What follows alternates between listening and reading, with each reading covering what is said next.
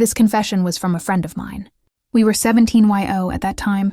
She was one of my seatmates sa row namin and pansin mo talaga na she's one of the girls na easy to deal with lang.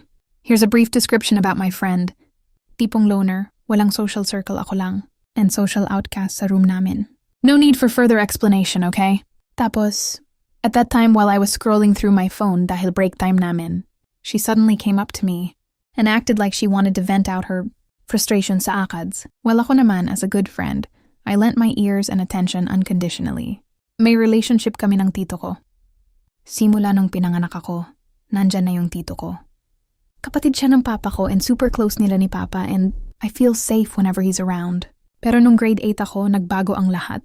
Nagtrabaho si mama at papa sa ibang bansa at pinatira muna nila papa yung pinsan kong babae sa bahay. Pero lagi namang gumagala yung pinsan ko, kaya naiiwan akong mag-isa sa bahay. Kapitbahay ko yung tito ko kaya sa kanya ako nagpapatulong sa assignments ko. Everyday pag uwi sa school, sumasalubong sa akin si tito. And one day, pagka-uwi ko sa bahay, andun siya at kakatapos lang niya mag-workout. Fit yung katawan ni tito at single siya. Kumbaga sa nababasa sa libro tall, dark and handsome. I never thought na ma-attract ako kay tito. Doon nag-start ang pagfa-fantasize ko sa kanya. Ito yung time na curious ako sa sex. Hindi ako nanonood ng porn, but I started going sa mga sites na ganun. Walang malay si tito. I started wearing revealing clothes sa tuwing magkasama kami.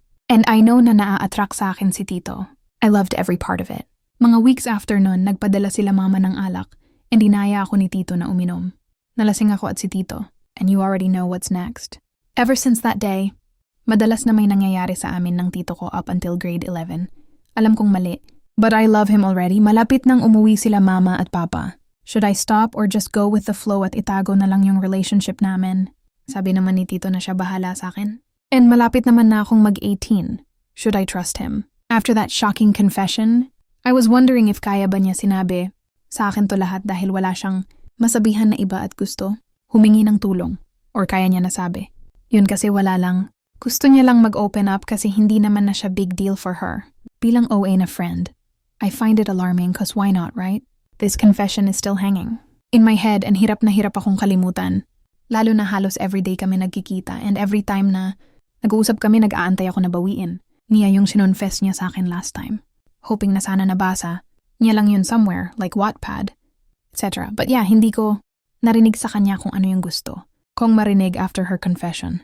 But also, me having that thought na yung friend ko and yung tito niya are secretly fuck buddies.